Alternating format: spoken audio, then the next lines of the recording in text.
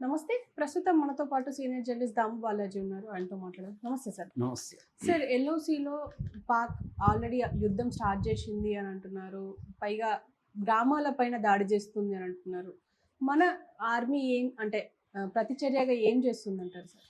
యాక్చువల్‌గా ఆపరేషన్ సింధూర్‌లో మన వాళ్ళు క్లియర్‌గా చెప్పిందేందంటే, మేము focused and decisive and non escalatory పద్ధతిలో దాడులు చేశాము.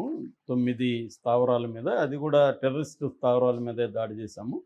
మాకు శాటిలైట్ ఇమేజెస్, తర్వాత గ్రౌండ్ ఇంటెలిజెన్స్ ఈ రెండిటిని బేస్ చేసుకొని అక్యురేట్‌గా వాటి మీద దాడి చేశాము. కాబట్టి సివిలియన్స్ జోలికెళ్ళలేదు, మిలిటరీ స్థావరాల జోలికెళ్ళలేదనేది క్లియర్‌గా చెప్పారు. కాకపోతే దాన్ని పాకిస్తాన్ వ్యతిరేకిస్తుంది. సివిలియన్స్ వాటి మీద వేశారు అని చెప్తుంది. ఇంటర్నేషనల్ మీడియాను కూడా తీసుకెళ్ళి కొంత ఏరియాలో చూపించారు. ముఖ్యంగా బీబీసీ లాంటి సంస్థలు ప్రతి మనం దాడి చేసిన ప్రతి ప్లేస్కి వెళ్ళి చూపిస్తున్నాయి విజువల్స్.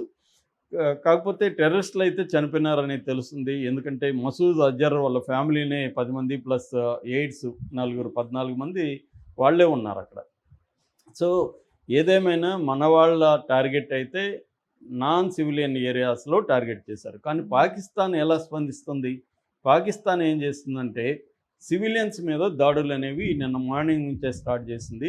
యాక్చువల్గా మన వాళ్ళు అక్కడ చేసిన కొన్ని నిమిషాల నుంచే ఇక్కడ సివిలియన్స్ మీద దాడులు మొదలు పెట్టేశారు. ముఖ్యంగా ఎల్ఓసిలో లైన్ ఆఫ్ కంట్రోల్ అంటారు. ఇది 740 కిలోమీటర్ల పొడవు ఉంటుంది లైన్ ఆఫ్ కంట్రోల్ అనేది. ఇది మనకు పాకిస్తాన్కి మధ్య 1947-48లో మనకి వాళ్ళకి యుద్ధం వచ్చింది. అప్పుడేంటంటే పాకిస్తాన్ అనేది సపరేట్ స్టేట్గా ఉన్నింది. ఈ స్టేట్ని మహారాజా హరిసింగ్ పరిపాలించేవాడు. అదొక సామ్రాజ్యం, ఆ రాజ్యాన్ని పరిపాలిస్తుంటే అది పాకిస్తాన్లో చేరాలా, ఇండియాలో చేరాలా అతను తేల్చుకోలేని పరిస్థితులు ఉంటే అప్పుడు పాకిస్తాన్ అక్కడ ఉన్న ట్రైబల్స్ని రెచ్చగొట్టి ఉద్యమాలు చేసింది. దాంతో హరిసింగ్ ఇండియా సహాయం అడిగాడు. ఇండియా హరిసింగ్ తరపున రంగంలో దిగి పాకిస్తాన్తో వార్ చేసింది.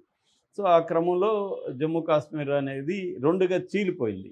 ఒకటేమో మనకేమో జమ్మూ కాశ్మీరు, లడఖ్ ఈ 3 ప్రాంతాలు మన వైపు ఉంటే, అటువైపు ఏమో ఏజేకే అంటారు. ఏజేకే అంటే ఆజాద్ జమ్మూ కాశ్మీర్ ప్లస్ గిల్గిట్ బల్తిస్తాన్. సో ఈ 2 ప్రాంతాలు అటెళ్ళాయి.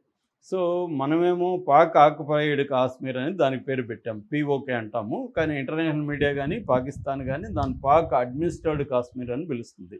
అంటే పాక్ పరిపాలనలో ఉన్న కాశ్మీర్. సో దాన్ని వాళ్ళు దాన్నేమో ఇండియన్ ఆక్యుపైడ్ కాశ్మీర్ అని వాళ్ళు అంటారు. మనం అంటే ఈ కాశ్మీర్ అంతా వాళ్ళకే చెందాలనేది వాళ్ళు అంటున్న మాట. సో దీనికి మధ్యలో అప్పుడు యునైటెడ్ నేషన్స్ ఏం చేసిందంటే ఎంటర్ అయ్యి ఒక రేఖను గీసింది. దాని ఫస్ట్ సిఎఫ్ఎల్ అనే పేరు దానికి ఉండేది. అంటే సీజ్ ఫైర్ లైన్ అన్నమాట. సీజ్ ఫైర్ లైన్ సిఎఫ్ఎల్ అని పేరు పెట్టారు. అంటే కాల్పుల్ని విరమించండి అని ఒక లైన్ గీశారు. సో ఆ లైన్నే తర్వాత ఎల్ఓసిగా అయింది, లైన్ ఆఫ్ కంట్రోల్ అనేది అయింది. సో ఇది ఇంటర్నేషనల్ బార్డర్ కాదు, ఇంటర్నేషనల్ రికగ్నైజ్డ్ బార్డర్ కాదు. ఇది ఓన్లీ పాకిస్తాన్, ఇండియా, యుఎన్ ఆధ్వర్యంలో ఏర్పడిన బార్డర్. సో కాబట్టి ఇక్కడ కాల్పుల విరమణ అనేది జరగాలి. కానీ ఎప్పుడూ జరగలేదు. అది ఉల్లంఘన అనేది జరుగుతూనే ఉంది. ముఖ్యంగా పాకిస్తాన్ వైపు నుంచే ఎక్కువగా జరుగుతుంది. ముఖ్యంగా 2001లో, 2003లో, 2023 ఈ టైమ్స్లో ఎక్కువగా ఉల్లంఘన అనేది పాకిస్తానే చేస్తుంది. అయితే ఇప్పుడు మనకి పహల్గామ్ తర్వాత మన కాల్పుల ఉల్లంఘన ఒప్పందాన్ని మేము రద్దు చేస్తామని ఇండియా కూడా అనౌన్స్ చేసింది. దాంతో వాళ్ళు పెద్ద ఎత్తున గత 15 డేస్ నుంచి కూడా మన మిలిటరీ స్థావరాల మీద అటాక్ చేస్తూ వస్తున్నారు.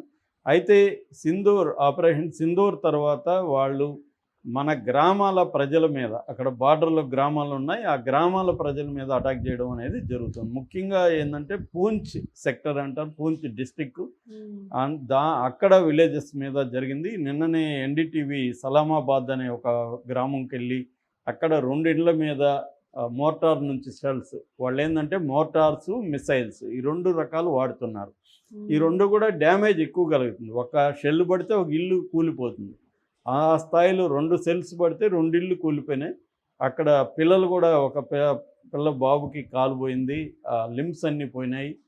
చనిపోలేదు కానీ ఆ ఇళ్లల్లో లిమ్స్ పోయినాయి, సీరియస్ గాయాలైనాయి. వాళ్ళు ఇండ్లు అయితే కంప్లీట్ నాశనం అయిపోయినాయి. అదంతా కూడా క్లోజ్లో చూపించారు.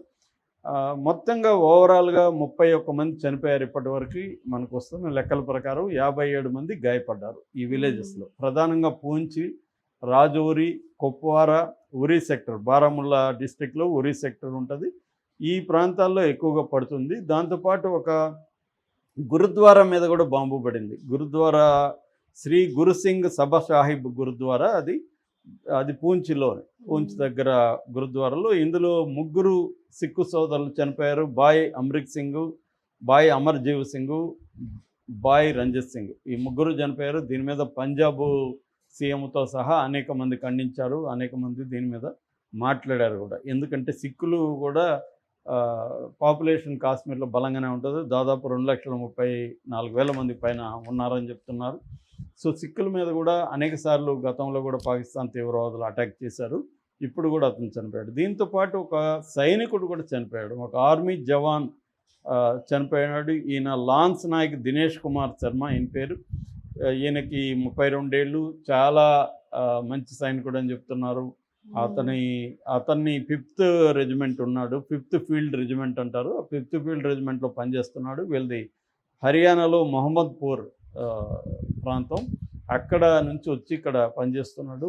ఆయన అటాక్లో వీర మరణం అనేది పొందాడు. దీని మీద already lieutenant governor Manoj Sinha, ఎందుకంటే కాశ్మీర్ అనేది ఫుల్ టైం రాష్ట్రం కాదు, అది మన యూనియన్ టెరిటరీ. సో దానికి లెఫ్టినెంట్ గవర్నర్ ఉంటారు. ఆయన సిన్హా కానీ, తర్వాత ఒమర్ అబ్దుల్లా సీఎం కానీ, వీళ్ళు కూడా దీని మీద ఖండించారు, మాట్లాడారు. సో ఓవరాల్గా మనమేమో టార్గెటెడ్గా టెర్రరిస్ట్ స్థావరాల మీద వేస్తే, వాళ్ళేమో ఎల్ఓసి బార్డర్లో గ్రామాల మీద వేయడం, అమాయకమైన మహిళలు, చిన్నపిల్లలు పెద్ద ఎత్తున చనిపోయి, పెద్ద ఎత్తున గాయపడి వాళ్ళ ఇండ్లన్నీ కోల్పోతున్నారు. వీళ్ళకైతే మాత్రం మన ప్రభుత్వం తరపున హాస్పిటల్కి, బారాముల్లా హాస్పిటల్లో వీళ్ళందరినీ తీసుకెళ్తున్నారు, వాళ్ళకి సపరేట్ వైద్యం చేస్తున్నారు. దాంతోపాటు వాళ్ళకి మొత్తం రిహాబిలిటేషన్ అంతా కూడా కల్పిస్తూ ఉంటున్నారు. దీంతో మిలిటరీ రంగంలో దిగి బార్డర్లో ఉండే అనేక గ్రామాలని ఖాళీ చేసి వాళ్ళని దూరంగా క్యాంప్స్ని ఏర్పాటు చేసి క్యాంప్స్లో పెడుతుంది.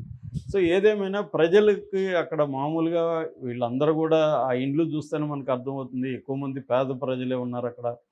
సో వాళ్ళకి ఇప్పుడు మొత్తం డిస్ప్లేస్మెంట్ అనేది జరిగి వాళ్ళు పోయి శిబిరాల్లో తలదాచుకోవాలని పరిస్థితి, వాళ్ళ లైవ్లీహుడ్లన్నీ అక్కడ ధ్వంసం అయిపోతాయి. దాంతోపాటు పెద్ద ఎత్తున చనిపోతున్నారు. నిజానికి వీళ్ళకి యుద్ధానికి సంబంధమే లేదు, కానీ పాకిస్తాన్ ఇంత ఘోరంగా అన్ని రకాల యుద్ధ నియమాల్ని ఉల్లంఘించి ప్రజల మీద అటాక్ చేయడం అనేది జరుగుతుంది. దీనికి ఇండియా కూడా ఇప్పుడు సమాధానం చెప్పే క్రమస్తుంది. ఆపరేషన్ సింధూర 2.0 స్టార్ట్ చేయబోతుందని కూడా అంటున్నారు. ఎందుకంటే ఇది హెచ్చరిస్తున్నారు, మీరు కానీ ఆపకపోతే మేము 2.0 కూడా స్టార్ట్ చేస్తాము. ఈసారి అటాక్స్ అనేవి మిలిటరీ మీదనే ఉంటాయి. ఎందుకంటే బార్డర్లో మిలిటరీ వాళ్ళే కదా చేస్తున్నారు. ఎందుకంటే వాళ్ళు బార్డర్లో 1,00,000 మంది, 1,00,000 మంది మిలిటరీ ఉన్నది పాకిస్తాన్ ఎల్ఓసి. దీంట్లో మన వాళ్ళు కూడా 1.5 lakh ఉన్నారు. యాక్చువల్గా మన వాళ్ళు మొత్తం కాశ్మీర్లో 5 లక్షల మంది సైనికులు ఉంటే అక్కడ మాత్రమే 1.5 lakh వరకు ఉన్నారని చెప్తున్నారు. ఇప్పుడు ఇంకా పెంచే అవకాశాలు ఉన్నాయి. మన వాళ్ళు అటాక్స్ చేస్తే అక్కడ మన వాళ్ళు ఏంటంటే సివిలియన్స్ మీద చేయకూడదన్న ఒక పాలసీ పెట్టుకున్నారు కాబట్టి చేయట్లేదు, కానీ మిలిటరీ మీద అయితే పెద్ద ఎత్తున చేసే అవకాశం ఉంది. ఇది ఒక స్థాయి కార్గిల్ వార్ లాంటిది ఏమన్నా